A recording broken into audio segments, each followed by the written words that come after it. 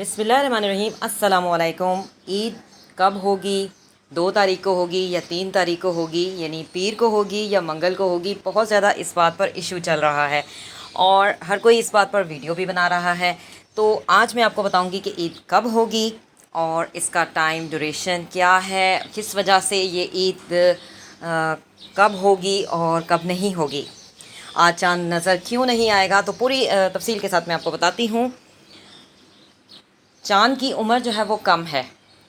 चाँद की उम्र 17 घंटे है, इसलिए आज चाँद नज़र नहीं आएगा।